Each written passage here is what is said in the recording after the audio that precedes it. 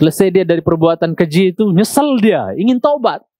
Gimana caranya saya tobat? Saya ingin, akhirnya apa? Dia baca Quran. Dia baca Quran dari awal. Al-Fatihah, lanjut Baqarah. Terus sampai ayat yang kita bawakan. Fa idh qala Musa liqaumihi ya qaumi innakum zalamtum anfusakum bittikhadikumul ijla fatubu ila bari'ikum. Fatubu ila bari'ikum. Tobat kalian kepada pencipta kalian, yaitu Allah Azza wa Jalla. Faqtulu anfusakum. Bunuh diri kalian. Ini dia nih. Ini. Nah, butuh ilmu nggak berarti jemaah? Butuh ilmu kita supaya kita nggak main tafsir dewe gitu kan. Akhirnya apa? Udah melakukan dosa besar, salah cara pula tobatnya. Tobatnya apa? Gaya Bani Israel, padahal dia bukan umat Bani Israel. Bacok diri dia. Butuh kita ilmu jemaah. Makanya kalau nggak ngaji itu rentan orang terjerumus dalam kesalahan, kesesatan, penyimpangan yang mencintai sunata. Belajar makanya sampai mati kita belajar jemaah. Muqaddimahi bahwa seabdal-abdal sesuatu yang dikatakan sabilullah di hari ini ya adalah apa? Adalah ilmu. Kan banyak sabilullah ya jemaah. Sabilillah itu kan banyak ya. Orang berinfak fi sabilillah, orang berjihad fi sabilillah. Banyak kan yang diklaim dinamakan sabilillah. Tapi kata beliau di hari ini, di zaman ini enggak ada sesuatu yang paling afdal, paling utama untuk dikatakan sabilillah melainkan apa? Menuntut ilmu jemaah cintai Subhanahu wa ta'ala. Ya, yang mudah-mudahan kita mati dalam keadaan menuntut ilmu ya, insyaallah taala. Baik. Kita hadiahkan salawat dan salam untuk Nabi tercinta Muhammad sallallahu alaihi wasallam, untuk keluarga, para sahabat, tabi'in dan atba'ut tabi'in, dan kita memohon kepada Allah jalla tsana'uh agar kita diberikan keteguhan hati dalam meniti sunnah-sunnah Nabi yang mulia alaihi salatu wassalam sampai kita diwafatkan oleh Allah tabaraka wa ta'ala. Jemaah yang saya muliakan, pelajaran kita masih di surah At-Tariq ya, ayat yang ke-6 ya. 6 lagi, 16. Wa akidu kaida. Innahum yakiduna kaida wa akidu kaida. Ana sedikit bacakan dari tafsir Syekh Shalih Al-Utsaimin rahimahullah ta'ala tentang ayat ini. Innahum yakiduna kaida. Saya ulang sedikit yang sebelumnya. Sesungguhnya mereka, orang-orang kufar yang dimaksud di sini, al-mukadzibina lirrasul sallallahu alaihi wasallam, orang-orang kufar yang mereka mendustakan Rasul sallallahu alaihi wasallam. Mereka itu apa? Yakiduna kaidah. Mereka membuat apa? Tipu daya. Bahasa terkininya apa? Makar. Ya. Mirip ya. Kaid dengan makar itu ya sama. Kaid tipu daya, makar juga tipu daya. Tapi sudah jadi bahasa Indonesia sekarang ya. Padahal itu bahasa Arab. Makar itu makrun. Wa makaru wa makarallah wallahu khairul makirin. Makar itu udah jadi bahasa Indonesia sekarang ya. Kata salah kalau ada yang bilang 60% dari bahasa Indonesia ini asalnya dari bahasa Arab. Ya, bukan bahasa Nusantara ya, bahasa Arab. Iya, jadi jangan pobi banget lah dari Arab itu. Sadar nggak sih, 60% bahasa kita itu dari apa? Dari sono, bukan dari Nusantara, dari Arab. Ya wes, kalau nggak suka sama apa Arab, udah tinggalin tuh. Nggak usah pakai bahasa makar, nggak usah pakai bahasa rakyat, nggak usah, itu bahasa Arab semua tuh.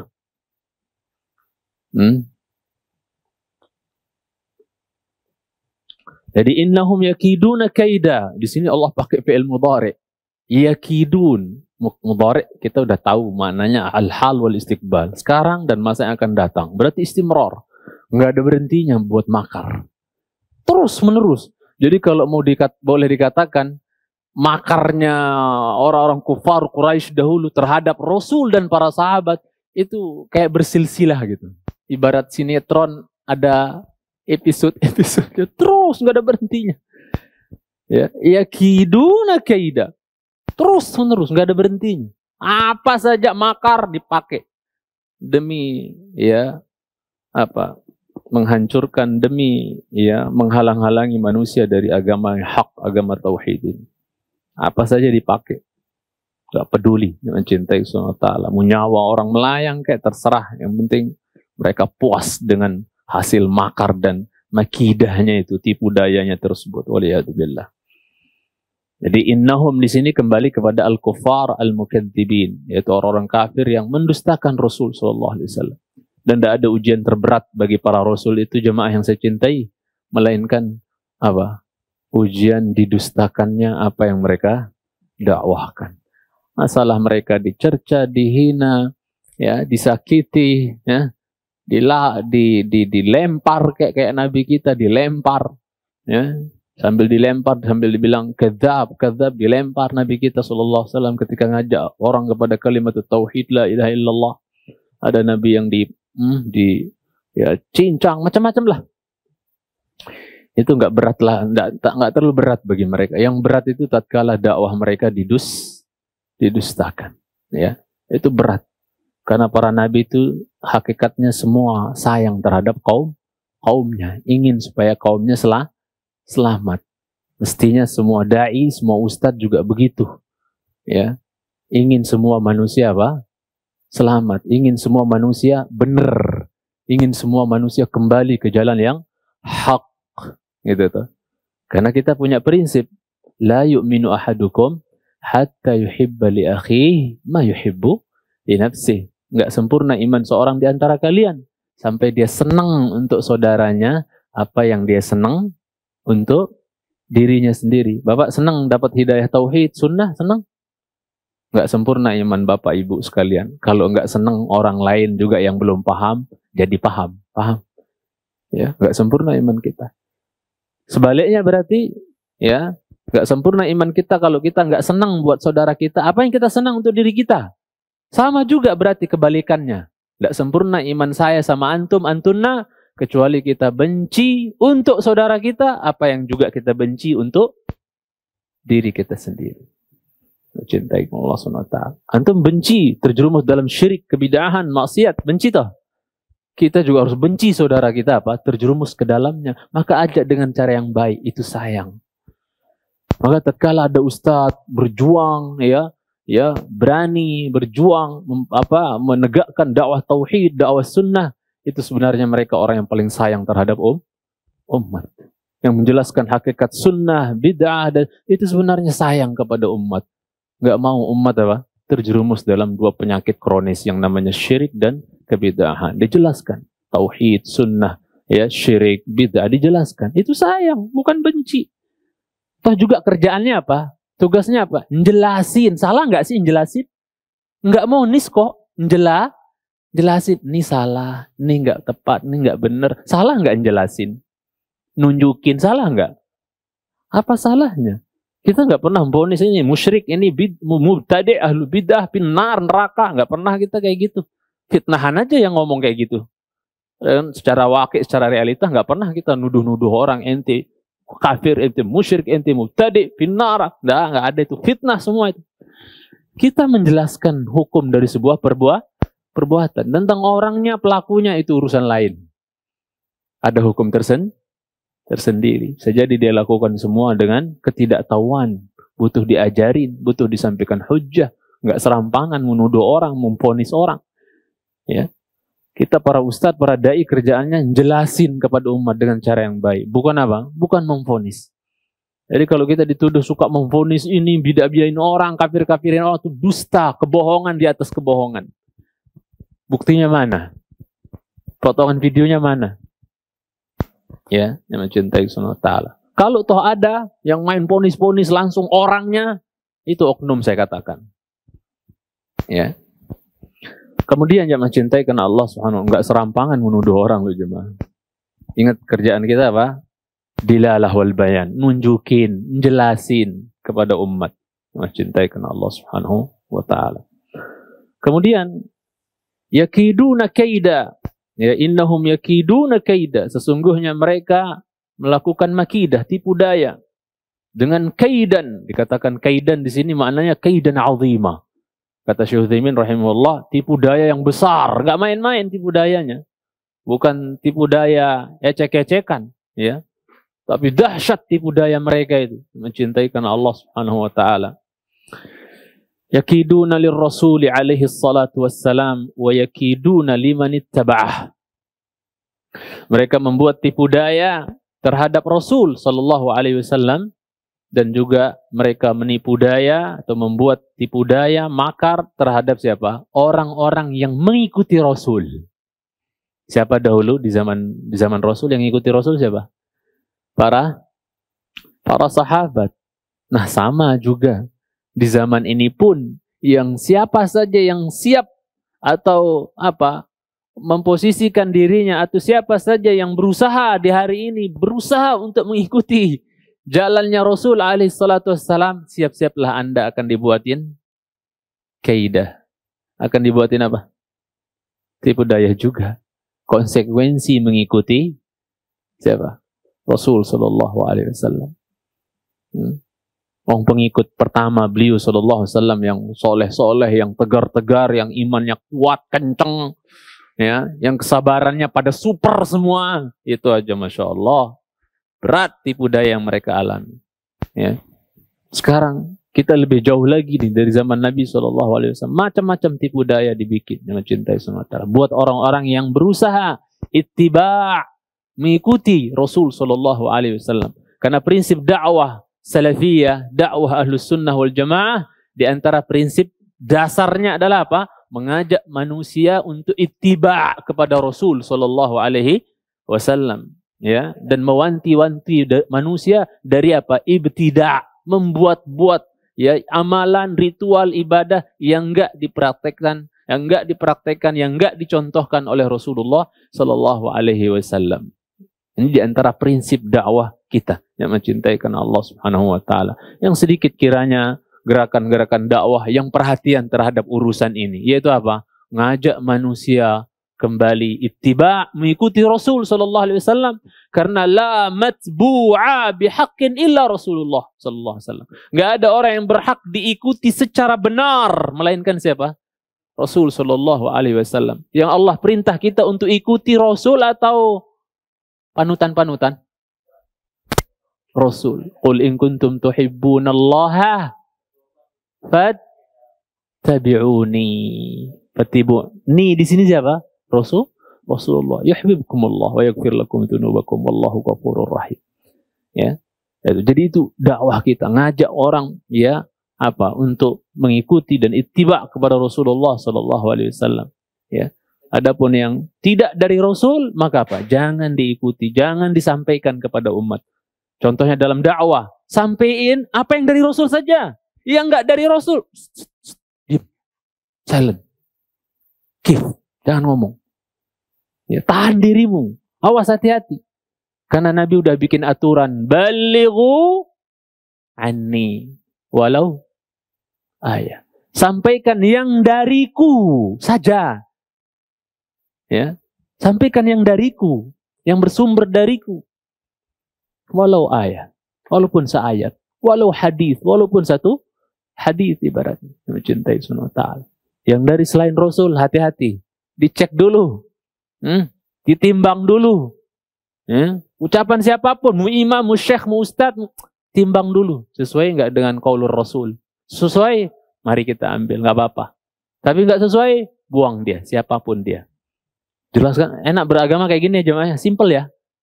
Ya. Itu beragama yang simple, enak, enggak terbebani. Karena kadang-kadang yang berkembang di tengah-tengah masyarakat kita juga pemahaman bahwa sehingga menjadikan mereka sulit untuk menyelisihi orang yang dipanuti gitu ya. Walaupun kadang bertentangan dengan sunnah Nabi. Ada satu pemahaman yang berkembang di tengah-tengah masyarakat kita bahwa orang alim, Pak Ustadz, Kiai, Pak Tua, Pak Buya, atau Pak siapa, nggak bisa salah. Masa beliau salah? Nah gitu kan yang banyak-banyak. Masa selevel beliau salah? Ada nggak ungkapan seperti itu di tengah-tengah masyarakat kita? Kalau mentok-mentok kan didalilinnya kita begitu kan? Dijawabnya begitu kan? Masa selevel beliau salah? Nah ini udah parah udah kalau seperti ini jemaah. Apa yang ditanamkan di hati masyarakat kok bisa sampai ada keyakinan bahwa ya Ustadz Kiai itu nggak bisa salah? Padahal Imam Syafi'i sendiri selevel Imam Syafi'i. Ya, katakan usibu wa ukhti. Saya ini bisa benar, bisa salah. Selevel Syafi'i ngaku gitu loh. Kenapa kita nggak tanamkan di tengah-tengah masyarakat agar tidak ada kepenatikan kepada siapapun? Sehingga apabila dia mengatakan sesuatu yang bertentangan dengan Quran dan hadis, dengan mudah masyarakat, sorry Pak Ustadz saya nggak ikut karena nggak sesuai dengan Quran dan hadis kalau itu. Yang sesuai oke lah nggak apa-apa. Kan enak kalau kayak gitu. Umat jadi nggak terjangkiti penyakit asabiyah, yaitu fanatik buta, taklid, ya, itu yang mencintai Subhanahu wa Ta'ala.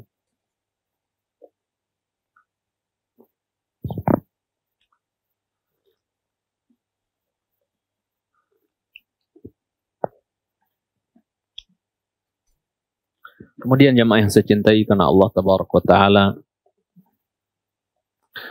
yakiduna lirrasul alaihi salatu wassalam wa yakiduna liman ittaba'ah. Mereka membuat tipu daya juga, makar juga buat yang mengikuti Rasul sallallahu alaihi wasallam, terutama di zaman Rasul, yang hidup zaman Rasul di kalangan para sahabat. Wanzur, lihatlah olehmu, madza kanu yaf'aluna bil mu'minin ayyama kanu fi Makkah. Lihatlah oleh kalian apa yang mereka musyrikin dulu, apa yang mereka perbuat terhadap kaum muslimin, maksudnya terhadap kaum mukminin di hari-hari mereka berada di Mekah dahulu. Awal-awal Islam jemaah cintai. Ya. Apa yang mereka perbuat terhadap kaum mukminin yang beriman ya di hari-hari awal dakwah di Mekah dahulu. Subhanallah. Minat ta'dzibi, ya, dari apa? Penyiksaan. Ya, itu termasuk yakiduna kaida, penyiksaan. Ya. Wat taubih, ya. Dihinakan, dijelek-jelekkan, pokoknya dihinakan sudah. Apalagi yang memang ya, maksudnya rata-rata atau banyak yang mengikuti Nabi Shallallahu Alaihi Wasallam tuh kalau bahasa mereka orang-orang aradhil. Aradhil itu orang-orang rendahan, ya budak, orang fakir, miskin, bukan sanadid Quraisy, bukan dedengkot Quraisy, bukan pawang-pawang Quraisy dulu. Banyakan yang ikuti Nabi kita itu apa? Orang-orang bawah, ya. Kalau bahasa sekarang strata sosialnya apa? Rendah. Itu yang banyak. Budak-budak, ada Suhaib ar-Rumi, ada Abdullah bin Mas'ud radhiyallahu ta'ala anhu, ada Khabbab ibn al-Arad, ada Bilal bin Rabah. Orang-orang paling yang agak bangsawan, yang satu Abu Bakar gitu kan. Yang lain kebanyakan apa? Fuqara, du'afa, orang-orang lemah. Ya. Maka mereka mengatakan kami enggak melihat ya engkau yang mengikuti engkau melainkan orang-orang aradhiluna, orang-orang yang hina di antara kami itu. Kalau seandainya ajaranmu benar, pasti yang ngikutin kau dari kaum kita ini apa? Kibar, syurafa, orang-orang apa? Sayyid, pembesar-pembesar yang ngikutimu. Tapi rata-rata pembesar apa? Nentang engkau, yang ngikutin kau, ya berarti ajaran ente enggak benar Muhammad. Dan itu juga fitnah yang dilayangkan kepada nabi-nabi sebelumnya. Nyata. Kalau memang ajaran kamu benar, orang-orang pembesar-pembesar, dengkot-dengkot juga udah ngikutin engkau. Buktinya mereka malah nantang engkau, memusuhi engkau. Yang ngikutin engkau orang-orang rendahan, berarti nggak benar ini ajaran. Ya. Mencintai semua. Itu kata mereka. Wa tashrid. Yaitu apa jemaah? Pengusiran. Ini bentuk makidah mereka, kait mereka, tipu daya mereka yang mencintai karena Allah Tabaraka wa Ta'ala. Ya, waliyadzubillah. Kita lihat misalnya jemaah cintai Subhanahu wa Ta'ala, bentuk-bentuk penyiksaan atau penindasan yang dilakukan oleh orang musyrikin jahiliyah dahulu terhadap para sahabat yang beriman terhadap apa yang dibawa Rasul sallallahu alaihi wasallam. Sedikit saya berikan info atau faidah. Bilal bin Rabah misalnya. Ketika beliau tidak mau mencerca Rasul. Ya. Karena rata-rata mereka ketika mereka ketahuan masuk Islam, itu kan ditangkap semua ibaratnya. Diadili dengan pengadilan rimba ibaratnya, jangan mencintai semau-maunya masyarakat Mekah ngadilin mereka, mau dibok-bok kayak, mau dibakar kayak, mau diapa, terserah mereka. Ya, mereka meminta kepada yang masuk Islam itu, yang ikutin Nabi kita sallallahu alaihi wasallam, qul kalaman fi Muhammad. Ayo ucapkan ucapan celaan buat Muhammad. Dipaksa mereka untuk mencela Nabi Muhammad sallallahu alaihi wasallam. Ya, kalau enggak habis kalian nih, kami siksa nih habis-habisan kalian. Ayo celah Muhammad.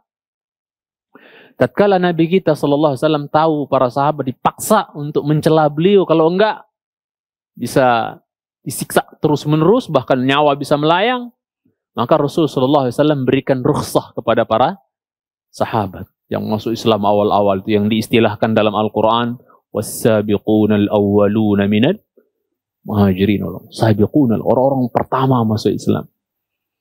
Diberikan rukhsah oleh Nabi, Yowes, daripada kalian harus apa? Mengalami penyiksaan terus-menerus karena mereka yakiduna kaidah. Gitu?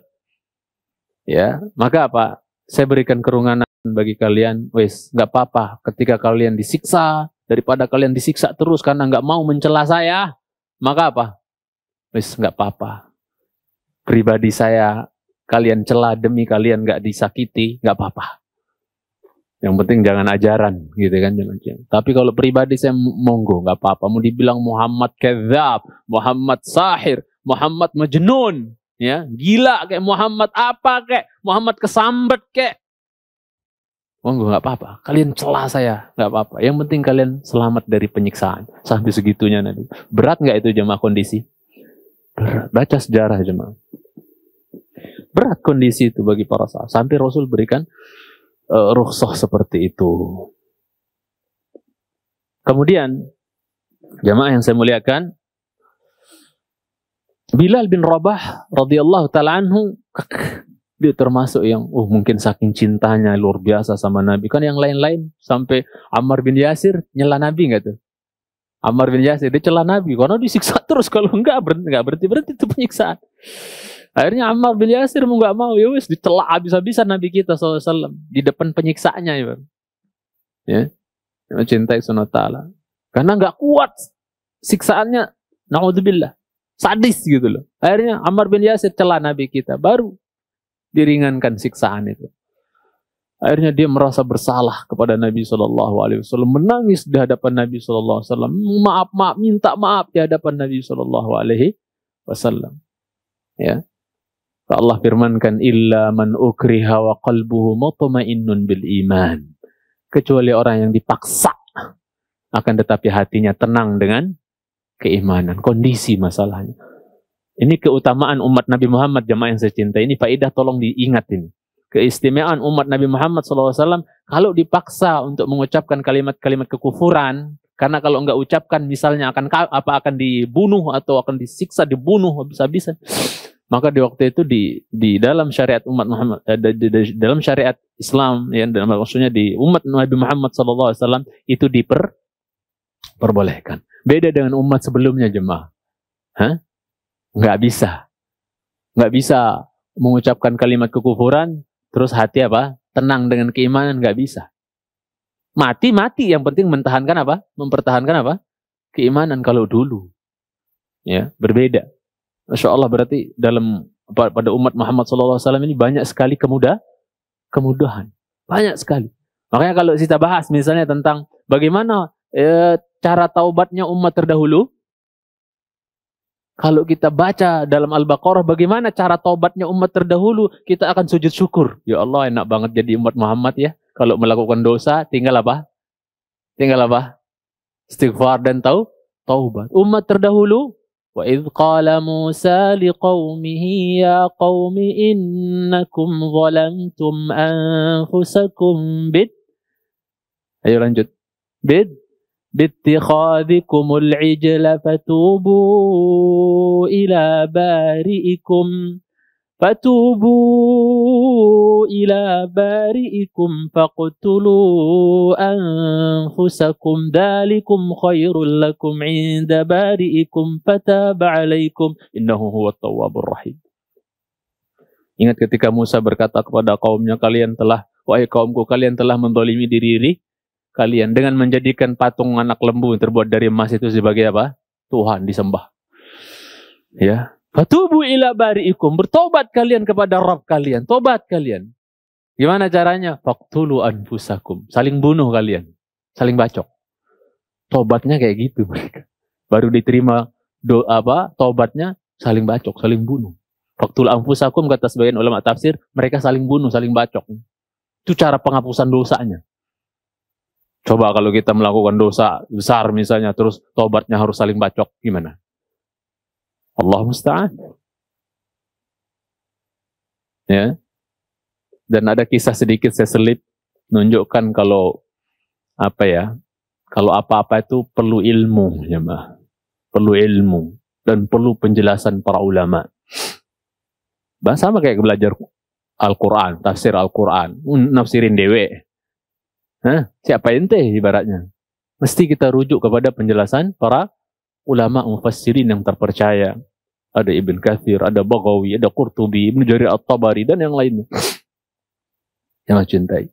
Ada seorang yang saleh, ahli ibadah, ingin mengetes keimanannya. Pernah dengar dari saya tuh, yang lain mungkin ya? Atau belum pernah? Dia ingin ngetes keimanannya. Saleh, ahli ibadah, saleh tenan guys. Dia ingin ngetes dirinya, keimanannya, kekuatan imannya ingin dia tes diri. Dia datangkan Amrad. Tahu Amrad nggak? Amrad itu bocah yang cakep, putih. Kalau dia cewek cantik banget pokoknya. Tapi laki, tahu nggak? Amrad namanya. Atau Murd atau Amrad. Paham ya? Kalau ada anak cakep, laki, cakep, putih. Pokoknya kalau dia cewek, cantik banget. Ada tipe-tipe anak seperti itu toh? Apa bahasanya? Pokoknya paham ya, itu Amrad. Maka dia bawa seorang anak keluar dengan seorang anak Amrad gitu kan. Ya, sini nak, sini makan permen, kasih jajan, sini. Dia pandang terus anak itu. Dia ngetes keimanannya, kuat nggak saya nih untuk tidak terpengaruh dengan kegantengan si bocah Amrad ini. Dia tes keimanan. Tidak. Tapi setan terus. Udah gasak aja, gasak. Maksudnya kan? Banyak sih orang laki suka laki toh. Bahkan kalau lihat anak kecil yang agak cakep dikit. Masya Allah ingin dicium-cium sama dia. Na'udzubillah. Orang yang maksudnya cium yang syahwat gitu ya. Kayak Syekh Syiah itu kalau ngelihat cakep-cakep dicium bibirnya. Na'udzubillah. Penyakit kaum Lut. Maka jemaah? Akhirnya ternyata nggak tahan dia. Akhirnya dia gasak itu anak Amrad. Liwat.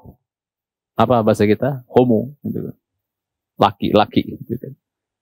Maka jemaah cintai karena Allah SWT, dia begitu selesai melakukan perbuatan fahisyah keji tersebut, nggasakin anak laki-laki, dan itu banyak terjadi di gereja-gereja, ya enggak? Gereja-gereja besar malah. Yang banyak korbannya itu anak-anak laki-laki kecil di istilahnya itu yang pokoknya homoseksual sudah, waliyadzubillah. Nah, kemudian dia mencintai Subhanahu wa ta'ala, selesai dia dari perbuatan keji itu, nyesel dia, ingin taubat. Astagfirullah. Gimana caranya saya taubat? Saya ingin terhapus dosa saya, perbuatan homo kayak gini nih. Gimana caranya? Akhirnya Dia pikir, ya saya harus bertobat. Akhirnya Dia baca Quran. Dia baca Quran dari awal. Al-Fatihah, lanjut Baqarah. Terus sampai ayat yang kita bawakan. Wa idh qala Musa liqaumihi ya qaumi innakum dhalamtum anfusakum bittikhadikumul ijla fatubu ila bari'ikum. Tobat kalian kepada pencipta kalian, yaitu Allah Azza wa Jalla. Faqtulu anfusakum. Bunuh diri kalian. Ini dia nih. Ini cara tobatnya ini.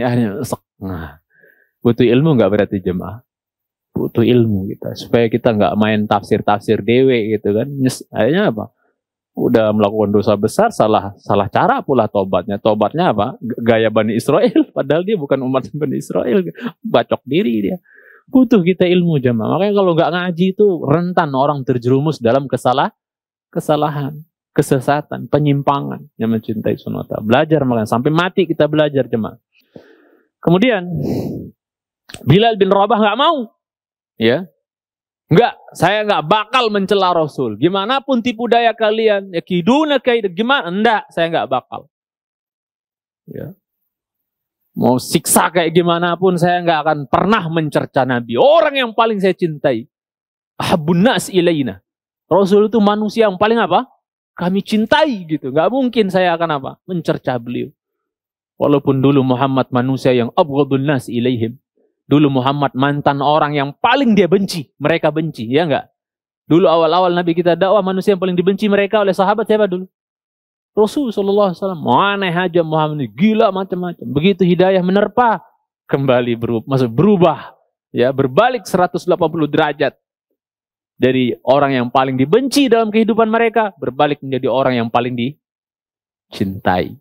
Sampai mereka bilang, kau suruh kami manjat gunung tertinggi, kami panjat ya Rasulullah. Kau suruh kami menyelami laut terdalam, kami selami ya Rasulullah. Suruh apa aja. Siap mereka. Mau berjuang dengan harta dan nyawa. Oh, udah siap semua mereka. Ya, wajahidu bi amwalikum wa anfusikum. Itu tuntutannya. Siap mereka. Berjihad kalian dengan harta-harta kalian. Dan juga nyawa kalian, roh kalian, nyawa kalian, siap para sahabat.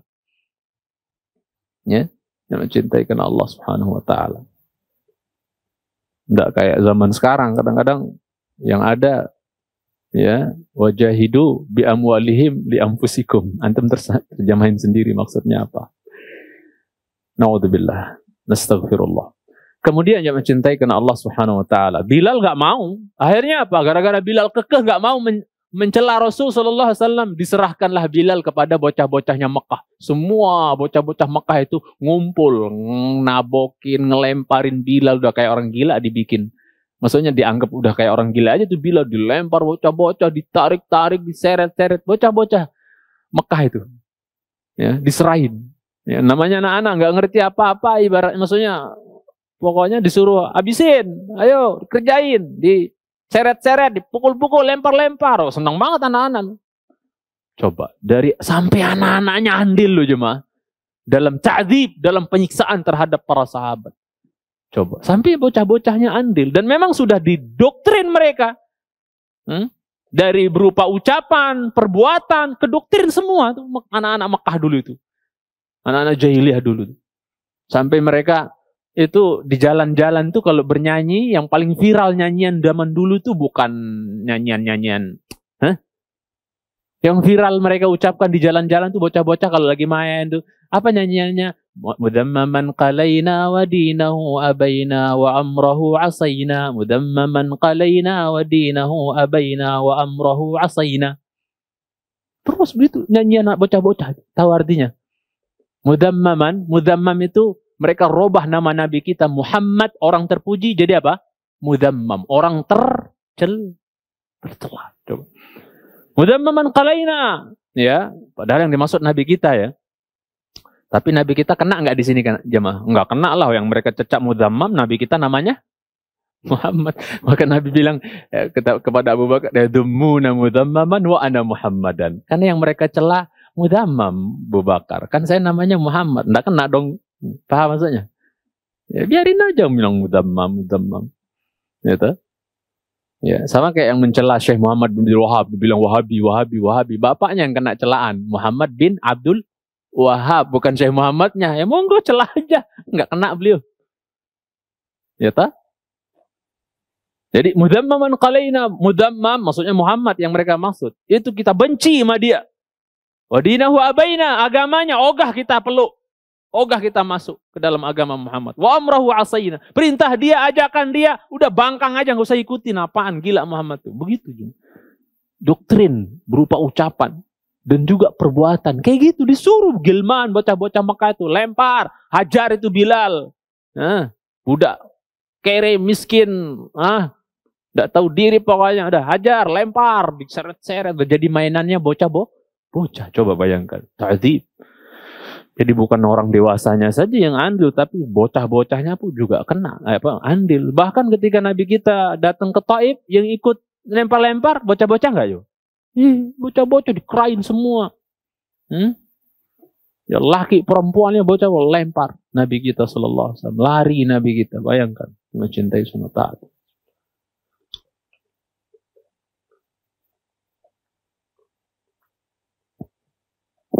Kemudian bocah-bocah tersebut jemaah rame-rame ngangkatin batu, ya. Dia mencintai karena Allah Subhanahu wa taala, ngangkatin batu yang panas, batu yang sudah dipanaskan, itu mereka letakkan di atas dadanya siapa? Bilal bin Rabah, di terik yang panas. Ya, kemudian diletakkan batu yang panas, ya, dibebankan di atas dadanya siapa? Bilal bin Rabah, diikat itu batu di dadanya Bilal, di perutnya Bilal, diletakkan batu panas tersebut. Udah gitu Bilal diseret-seret. Berat nggak badannya? Semakin berat nggak tuh? Apa nggak makin kegasa-gasa tuh di bawah punggungnya ketika diseret-seret, di atasnya ada batu? Kan makin berat jadinya bebannya toh. Antum bisa bayangkan tuh, orang diseret-seret tanpa ada tambahan beban saja, gimana sakitnya itu jemaah. Ya, lalu bagaimana ditaruhin batu, kemudian diseret-seret. Tapi nggak ada yang keluar dari kata-kata Bilal itu, Muhammad gila gitu, Muhammad, supaya diringankan. Enggak. Ahadun, ahad. Diangkat kalimat tauhid. Ahadun ahad. Wal jaza' min jinsil amal. Balasan sesuai dengan perbuatan. Ketika dalam kondisi sulit, Bilal bin Rabah mengangkat nama Allah, ahadun ahad, esa. Maka Allah balas Bilal bin Rabah dengan keteguhannya di masa sulit. Allah muliakan beliau di masa apa? Di masa Islam sudah jaya dan menang. Ya, dengan beliau dipercayakan, diangkat menjadi apa? Menjadi peneriak syiar Islam besar, yaitu apa jemaah? Adzan, mengucapkan asyhadu an la ilaha illallah, asyhadu an la ilaha illallah, mengangkat kalimat tauhid di dalam adzan, mencintai sunnah taala. Yang ketika Rasul sudah wafat, dia berhenti dari tukang adzan. Nggak bisa lagi mengucapkan asyhadu anna Muhammadan Rasulullah, nyetop.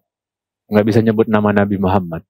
Nggak kuat nyebut nama sang kekasih. Ya. Mencintai sunnah taala.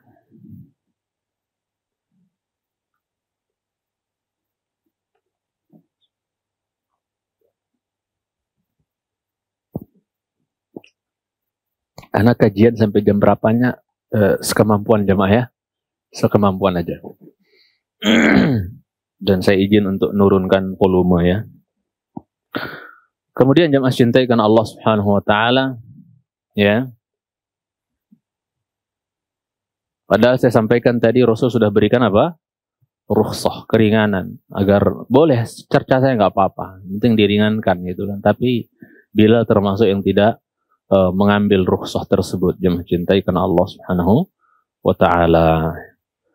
Keluarga Yasir misalnya, contoh sering kita dengar keluarga Yasir sama anaknya, bersama istrinya Ammar bin Yasir dan istrinya Sumayyah, itu termasuk sasaran juga jemaah cintai sunnah taala. Nabi kita lihat langsung live loh, melihat itu keluarganya Ammar bin Yasir, istrinya oleh Abu Jahal dihujam di kemaluannya sampai tembus. Coba bayangkan, gara-gara nggak mau mencela Nabi kita SAW, nggak mau menghina Nabi kita, nggak mau meninggalkan agama Nabi kita, dihujam kayak gitu. Makanya beliau awwalu syahidin fil Islam, syahidah pertama dalam Islam. Di umat Muhammad ini syahid pertama itu perempuan, bukan laki-laki. Siapa? Sumayyah. Ya, sebegitu loh ibu-ibu mereka mempertahankan ini tauhid dulu. Sekarang kita ujiannya apa sih? Enak banget zaman now ya, entah apa, megang Islam zaman now itu termasuk mau enak tenan gitu loh. Dulu berat nyawa loh. Subhanallah. Ya. Kemudian ibu-ibu yang penasaran bisa ngumpul sama Sumayyah, syahid pertama. nanti di surga. Allahumma amin. Kemudian yang mencintai Allah Subhanahu wa taala, Nabi ketika melihat keluarga Ammar disiksa, dita'dzib, ya, yakiduna kaida ibaratnya, maka Nabi ketika lewat melihat penyiksaan tersebut hanya bisa mengatakan apa? Sabran ala Yasir fa inna mau'idakumul jannah. Sabar, sabar, sabar kalian wahai keluarga Yasir, sabar atas ujian ini.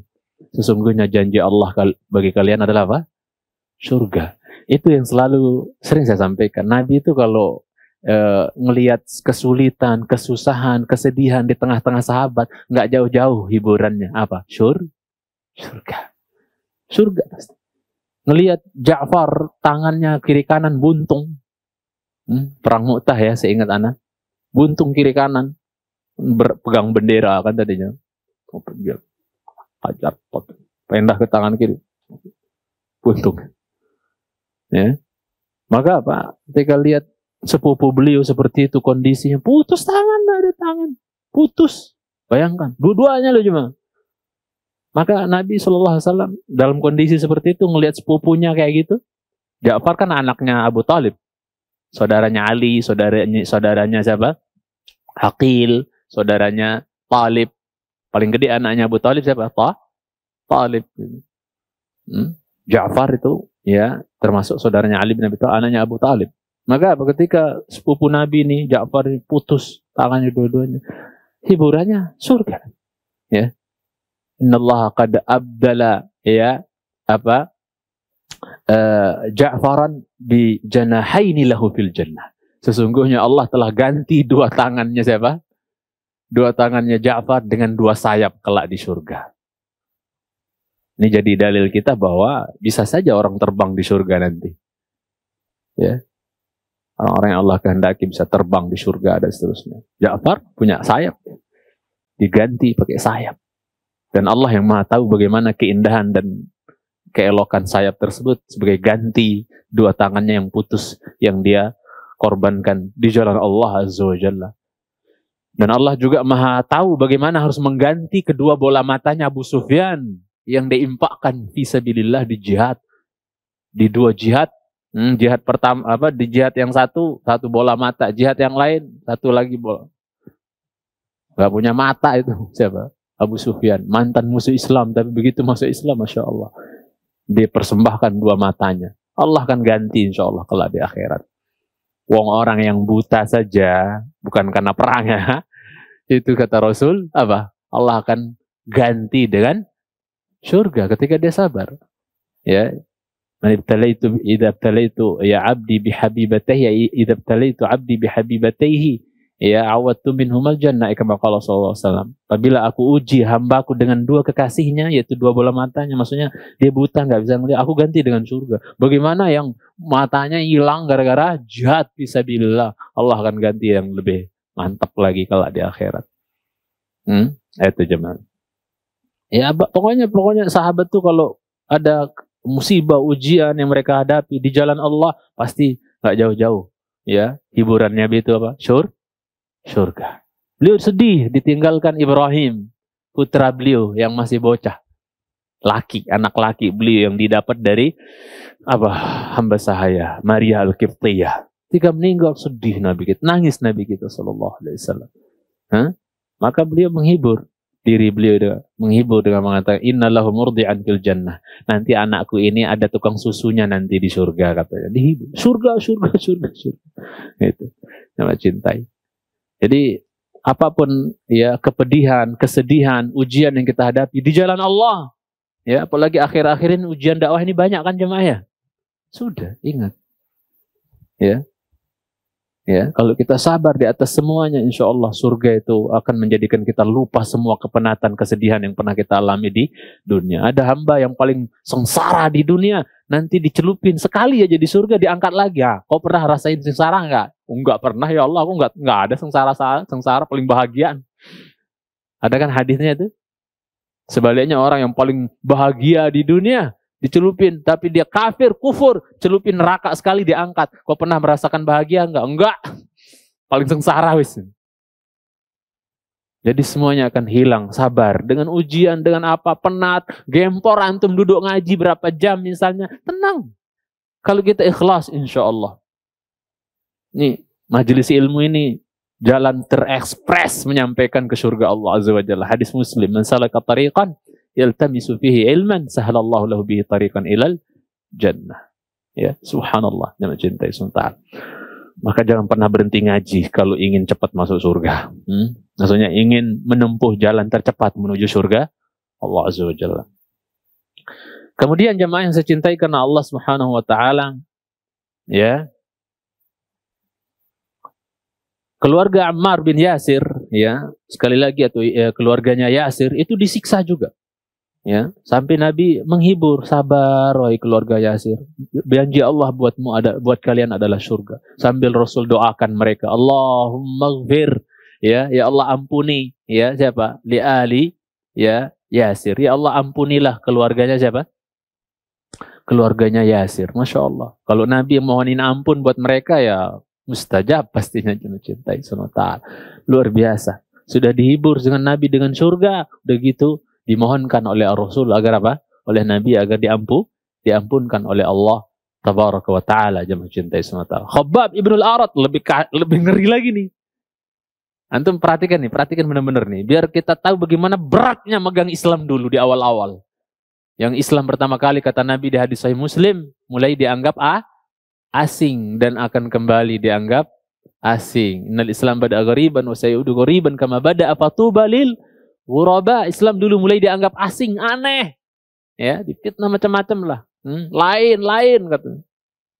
Menyimpang. Macam-macam lah. Dan akan kembali dianggap asing, tapi ingat, sabar, keberuntungan, keselamatan, surga buat orang yang dianggap asing, kata Nabi SAW. Ya. Maka Nabi mengingatkan Abdullah bin Umar, kun fid dunya ka'annaka gharib aw 'abirus sabil. Hiduplah engkau di dunia wahai Abdullah bin Umar seolah-olah kau orang asing atau orang yang numpang lewat, tidak dikenal orang, permisi, nggak dikenal orang, siapa tuh? Jadilah engkau di dunia seperti itu.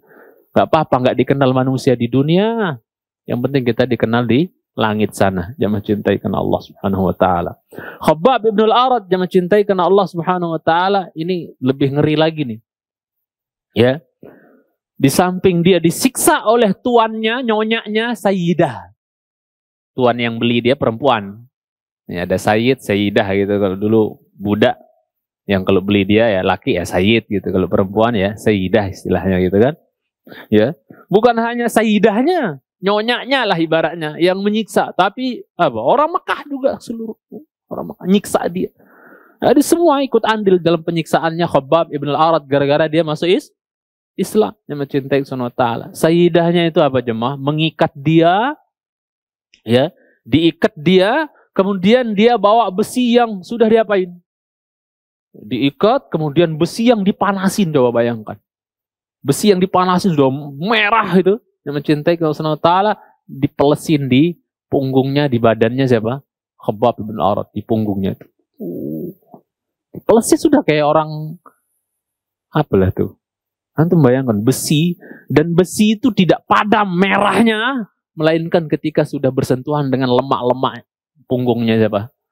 Khabbab ibn al-Arat. Antum bisa bayangkan, antum kecelut di tapu rokok aja udah, tapi nggak ada yang ngerokok di sini ya. Maksudnya, ibaratnya orang keceludut puntung rokok aja, waduh teriakannya udah kepingkal-pingkal. Coba, bagaimana kalau seperti Khabbab ibn al-Arat gara-gara mempertahankan iman, mempertahankan la ilaha illallah, mempertahankan keimanannya kepada Rasulullah sallallahu alaihi wasallam. Itu apa? Dipelas pakai besi, dipanaskan tuh. Enggak padam itu merahnya besi itu kecuali setelah bersentuhan dengan lemak-lemak punggungnya itu. Subhanallah. Ya, yang mencintai karena Allah Subhanahu wa Ta'ala. Ya, dalam keadaan bajunya maksudnya dibuka, ditelanjangin punggungnya baru disetrika, dipelesin pakai apa tuh? Pakai besi yang membara itu. Jemaah cintai karena Allah Subhanahu wa Ta'ala. Kemudian dia ketika dia merasakan siksaan yang pedih seperti itu, dia datang kepada Rasulullah sallallahu alaihi wasallam, dan Rasul juga habis diganggu juga jemaah. Nabi lagi istirahat berbantalkan burdah beliau. Burdah itu pakaian luar orang Arab biasa, paham ya, selendang itu. Beliau kumpul-kumpul, kemudian apa? Apa bahasa itu? Dilipat-lipat, jadiin bantal, tidur di bawah naungan Ka'bah. Kan bangunan biasanya ada ininya kan, ada maksudnya Ka'bah, ada naungannya, ada tempat teduhnya gitu. Di situ beliau tidur, sallallahu alaihi wasallam. Habis diganggu juga. Habis dimacam-macamin sama siapa? Orang Quraisy. Pokoknya beliau, antum bayangkanlah kegalauan Nabi sallallahu alaihi wasallam. Ya, udah diri beliau diganggu, disakiti, dimacam-macamin, apalagi sahabat radhiyallahu taala. Jadi bulan-bulanan. Antum bisa bayangkan bagaimana kerasnya Nabi kita sallallahu alaihi wasallam mikir untuk umatnya, gimana nih cara, aduh ya Allah kasihan. Dan beliau orang yang sangat sayang kepada kaum mukminin, kepada umatnya. Aduh gimana, aduh pikir beliau. Tapi memang masa-masa awal masa ujian.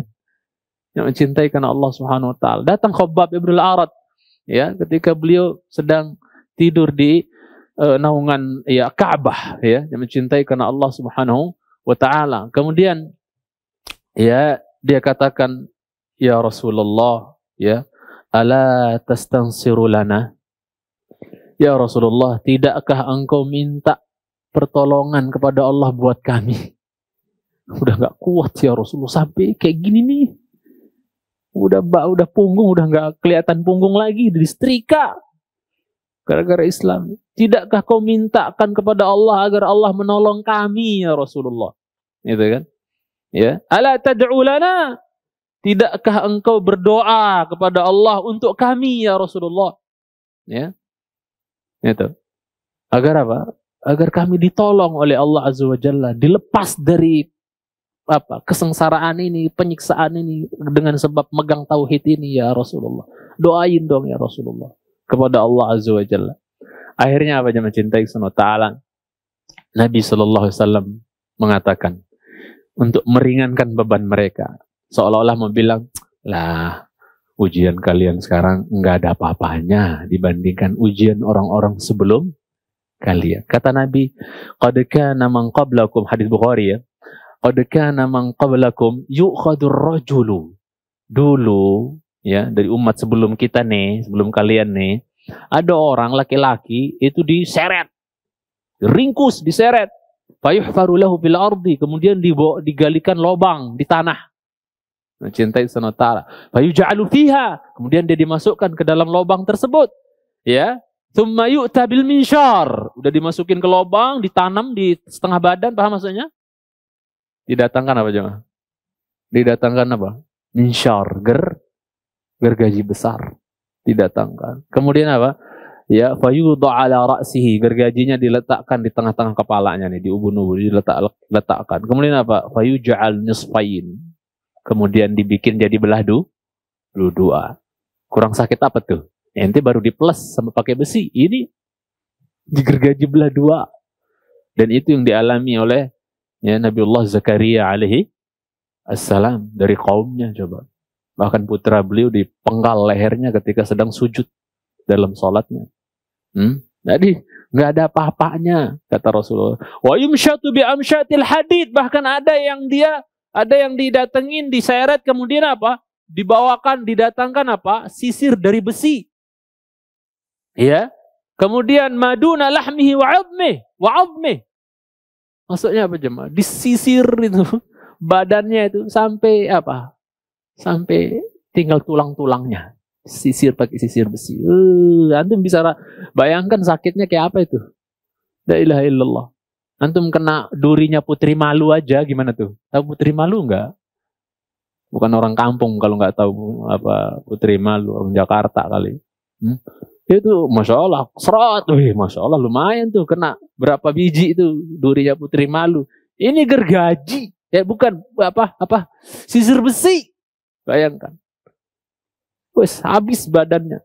Disisir, dia mencintai karena Allah SWT. Tapi kata Rasulullah SAW, ma yasudduhu dzalika an dinihi. Itu semua penyiksaan nggak menghalangi dia dari agamanya. Dalam artian tidak membuat dia bergeming sedikit pun untuk meninggalkan agama. Nggak kuat, please berhenti, saya murtad gitu. Nggak pakai mereka. Coba bayangkan, nggak pakai. Tetap mempertahankan imannya, tauhidnya, akidahnya, yang mencintai SWT. Ya. Wallahi kata Rasul bersumpah, ini kabar gembira, la yutimmannallahu hadzal amr. Benar-benar Allah akan sempurnakan perkara ini. Perkara Islam ini Allah akan sempurnakan, Allah akan menangkan, Allah akan jayakan. Hatta yasira raqibu min Sana'a ila Hadramaut. Sampai ada pengendara, itu apa? Mengendarai kendaraannya dari Sana'a sampai ke Hadramaut. Itu apa? Mencintai SWT. La yakhafu illallah. Dia enggak takut kecuali Allah. Saking amannya nanti kalau Islam sudah apa? Jaya. Dia mencintai karena Allah Subhanahu wa taala. Tapi Nabi bilang, walakinnakum tasta'jilun. Masalahnya kalian terlalu buru-buru. Enggak sabar, mbok sabar dulu. Ini kita awal perjuangan nih. Ya, baru mau take off begitu kan. Belum nanti ketika terbang mungkin ada ya apa istilahnya tuh kalau pesawat lagi oleng tuh. Turbulensi dan seterusnya. Belum. Ini baru mau take off ini kita, baru munculkan Islam, baru mulai dakwah ini. Ya. Sabar, jangan terburu-buru. Ya, yang cintai Subhanahu wa taala. Jadi dari sini kita bisa melihat bagaimana mereka sedikit pun enggak bergeming yang mencintai Subhanahu wa taala, ya. Tidak lantas murtad dari agamanya, meninggalkan agamanya gara-gara apa? Ya, harus mendapatkan penyiksaan yang sedemikian rupa. Dan coba antum lihat juga dalam hadits Bukhari, ya, dalam dialog Abu Sufyan dengan Heraklius yang panjang di hadits Bukhari, itu jamaah cintai Subhanahu wa taala di antara ucapannya siapa tuh? Ucapannya Heraklius, wa sa'altuka ya ayartaddu ahadun sukhtatan lidinihi. Ini menunjukkan bahwa mereka enggak bergeming sedikit pun. Enggak ada karena lagi disiksa kemudian lantas benci dengan agama ini. Ya Allah, ini agama apa kok begini banget ya ujiannya? Udah murtad gitu. Ditanya Abu Sufyan, kan Abu Sufyan pergi berjualan ke Syam tuh. Dipanggil oleh oleh Heraklius Palestina waktu itu, panggil di istananya lah gitu. Heraklius dipanggil Abu Sufyan, dialog gitu kan. Panjang dialog, antum baca di Sahih Bukhari. Maka di antara pertanyaannya adalah sa'altuka ayartaddu ahadun sukhtatan lidinihi ba'da an yadkhula fi? Saya tanya kau Abu Sufyan, apakah ada dari pengikut Muhammad itu yang murtad dari agamanya karena benci terhadap agamanya setelah dia masuk ke dalamnya? Paham enggak maksudnya, jemaah? Setelah ada orang masuk ke dalam agama Muhammad, ada enggak yang murtadnya karena benci terhadap agamanya? Ada enggak? Kata Abu Sufyan, lah, enggak ada. Fadzakarta Allah. Maka kau menjawab, bilang apa? Enggak. Kau bilang, wahai Abu Sufyan, enggak ada. Enggak ada, wahai Heraklius. Enggak ada yang murtad dari Islam, dari agama mereka itu karena benci terhadap agama. Hatta mereka disiksa kayak apapun, tidak menjadikan mereka benci kepada agama mereka sehingga meninggalkan agama mereka. Enggak sama sekali, wahai Heraklius, gitu kan. Maka apa? Kata Heraklius, wa kadzalikal iman. Demikianlah Abu Sufyan. Biar kau tahu nih, Abu Sufyan malah diajarin orang Romawi, gitu kan. Wa kadzalikal iman. Begitulah keimanan wahai Abu Sufyan. Ya, hina tukhalitu basyashatal qulub. Begitulah iman wahai Abu Sufyan. Kalau sudah udah cahaya iman itu udah menyatu dengan hati seseorang, wis mau digergaji kayak mau diparut pakai parut besi kayak ibaratnya, mau dibakar kayak mau diples apa, itu enggak akan bergeming wahai Abu Sufyan. Karena iman itu, cahaya iman itu sudah bercampur, bahasa kita, sudah mendarah daging. Tukhalitu basyasatal qulub. Sudah mendarah daging di hatinya itu keimanan itu. Sehingga sudah indah iman itu dalam hatinya. Ya.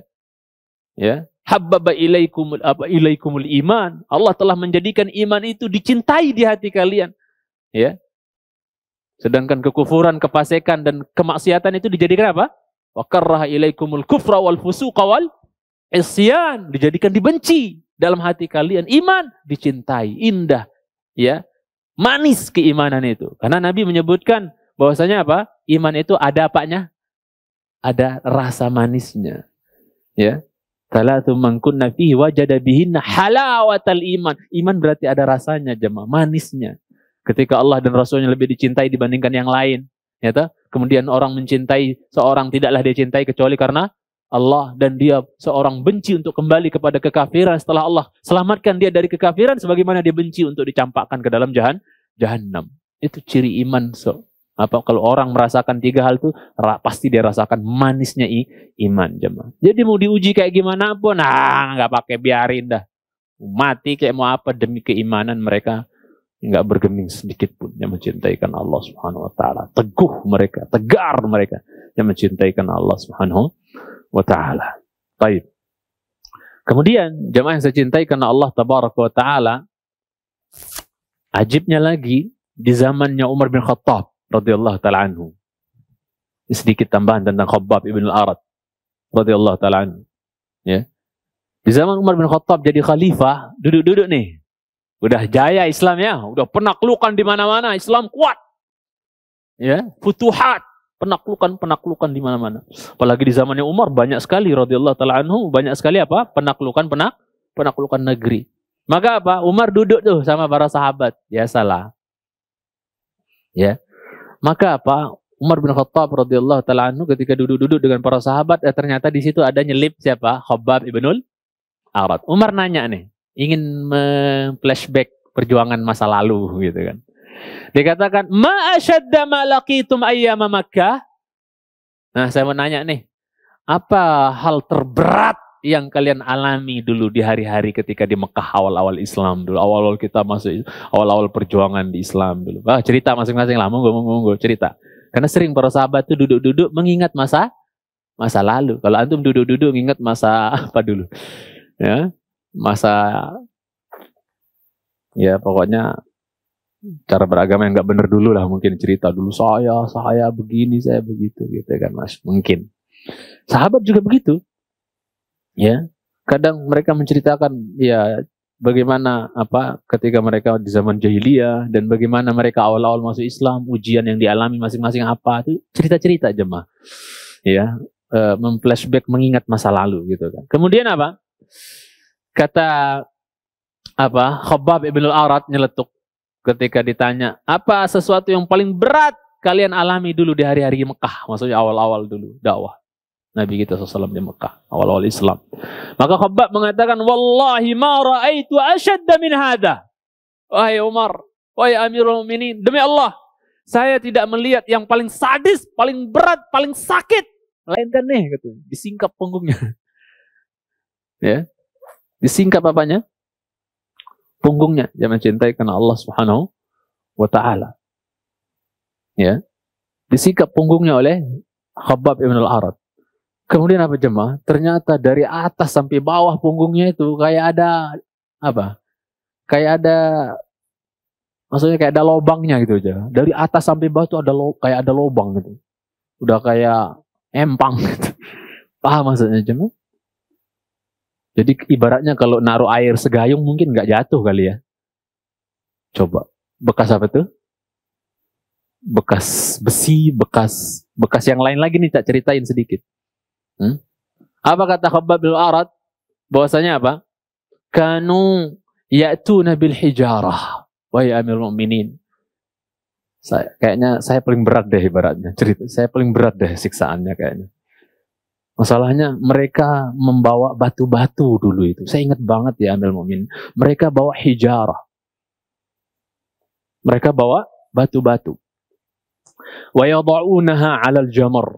Dan mereka meletakkan batu-batu itu, bongkah-bongkahan batu itu, mereka letakkan di api, maksudnya di kayu bakar yang sedang apa, merah-merahnya membara gitu. Jadi batunya diapain jemaah?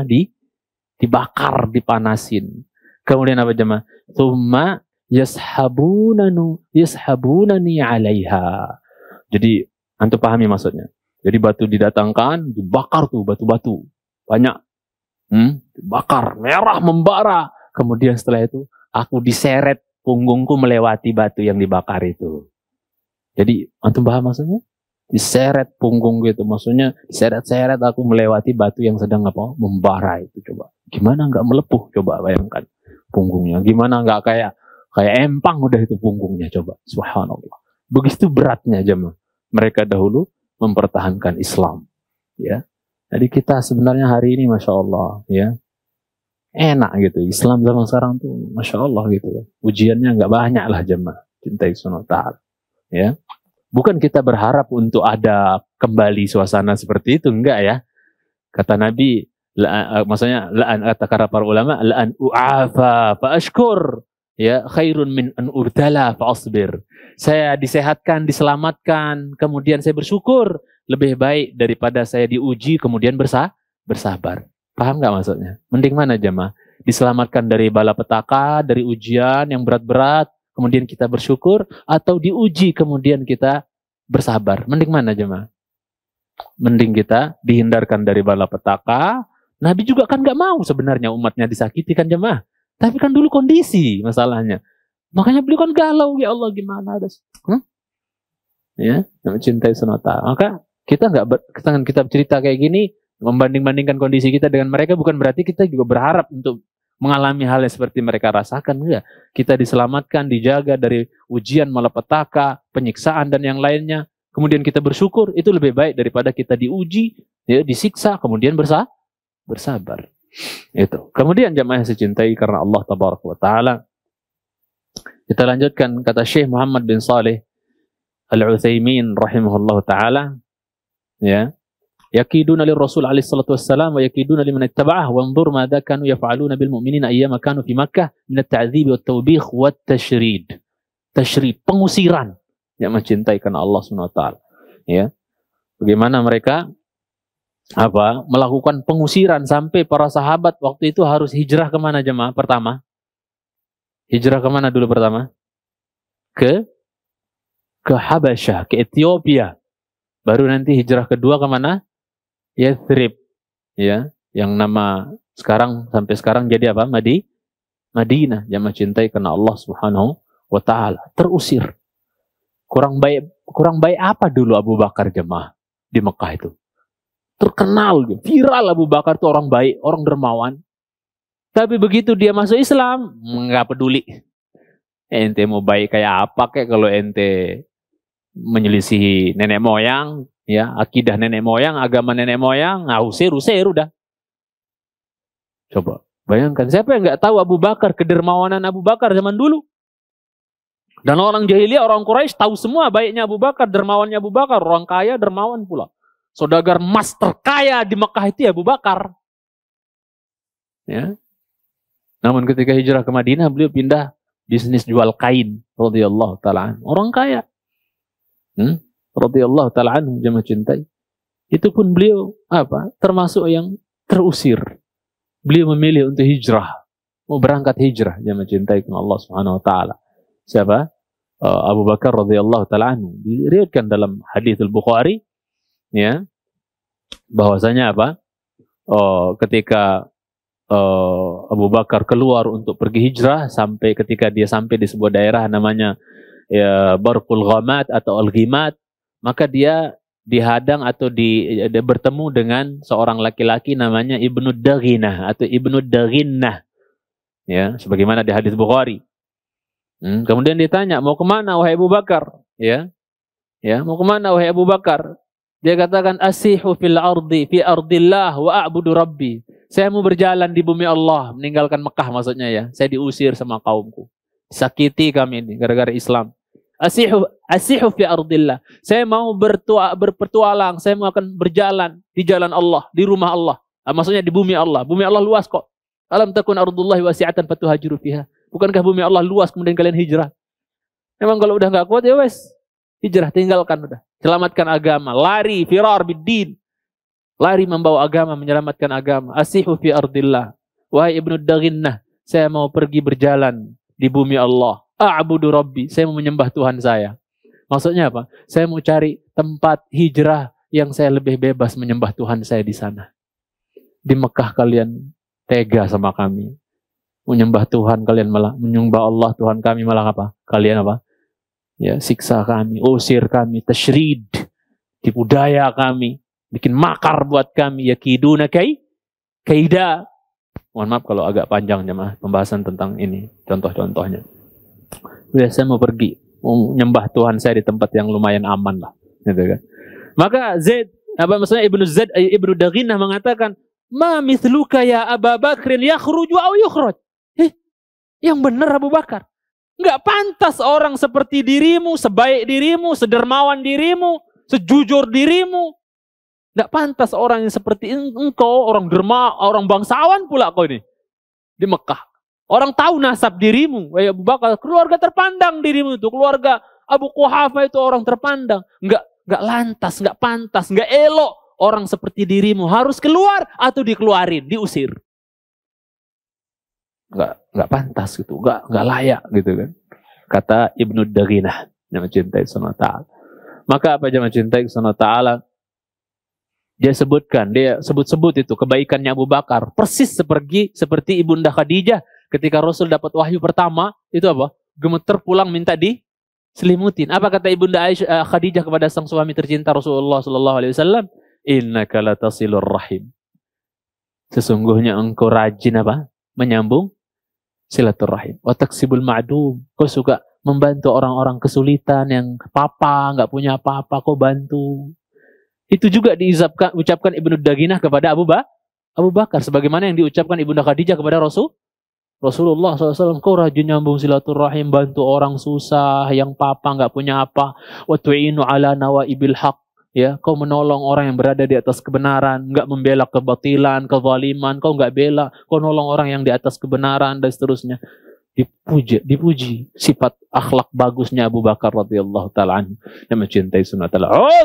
Wa ana jarul laka. Wis, balik Abu Bakar. Balik karena Ibnu Daghinah ini adalah sayyid di kaumnya, dia kepala suku yang mencintai sunnah Allah. Jadi dipandang. Jadi kalau dia menjamin keamanan seseorang, orang Mekah dengar. Paham maksudnya enggak? Apa istilahnya ya? Pokoknya jaminan keamanan lah ya. Jadi saya jamin keamanan fulan, jangan diganggu ya. Kalau sudah misalnya di daerah tertentu, kalau Pak Gubernur bilang saya yang menjamin keamanannya orang, jangan dia ganggu-ganggu gugat. Paham maksudnya? Ana jarul laka. Maksudnya keamananmu saya yang jamin wahai apa? Abu Bakar. Pulang kau ke Mekah, enggak ada yang berani menyentuh engkau wahai Abu Bakar. Balik kau. Masya Allah. Akhirnya apa? Dia mencintai sunnah Allah. Abu Bakar apa?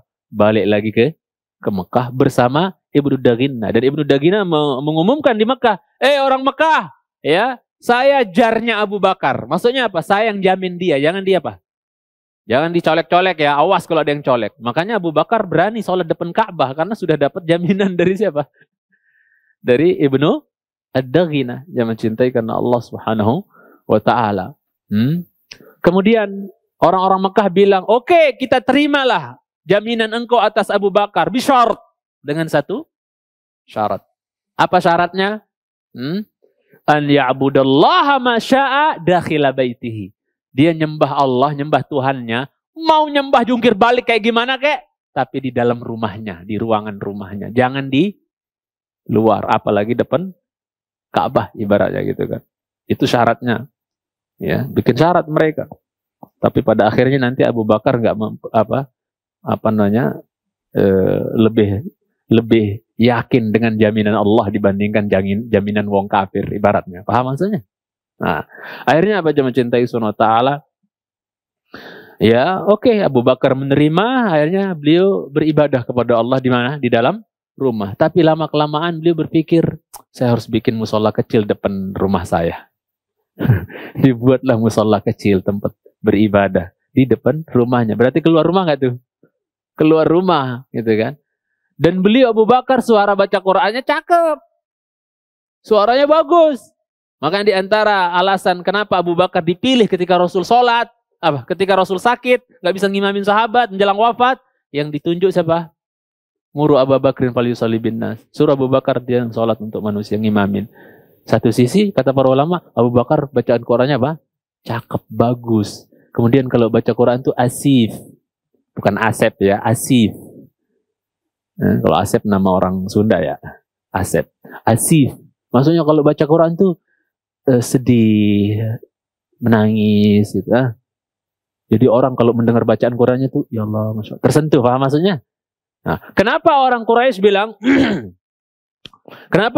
bilang orang Mekah bilang, boleh dengan satu syarat, tapi dia sholat dalam rumahnya. Kenapa? Fa inna nakhsha ala nisaina wa abnaina. Kami takut ya, terhadap apa? Kami takut akan istri-istri kami dan anak-anak kami. Maksudnya apa? Kalau sampai dia sholat di luar, terus dengar anak-anak istri kami dengar bacaan Qur'annya Abu Bakar, kami takut dong anak-anak istri kami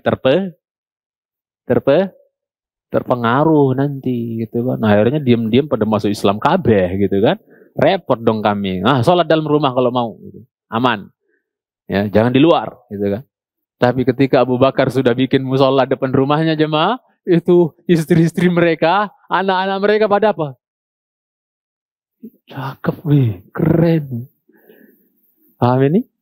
Nak cintai karena Allah SWT. Kesemsem mereka dengan bacaan Al-Quran. Wis gitu, bacaan Qurannya Abu Bakar bagus, kemudian juga apa? Sedih, orang-orang tersentuh gitu kan. Subhanallah. Yang mencintai karena Allah SWT. Ketahuan sama orang-orang Mekah, orang Quraisy. Akhirnya apa? Ibnu Daginnah, orang yang kau jamin telah melanggar apa? Syarat katanya. Ya. Imma dia balik sholat dalam rumahnya, enggak di musola depan rumahnya, di luar rumahnya itu, balik ke dalam rumahnya sholat, ya. Imma kau batalkan jaminanmu untuk dia. Kau berhentikan, putuskan jaminanmu untuk dia. Pilih mana? Datanglah Ibnu Ad-Daginnah ke Abu Bakar radhiyallahu ta'ala. Sama dikatakan Abu Bakar, ya, katanya kau sholat di luar sekarang, membatalkan perjanjian dengan mereka gitu kan.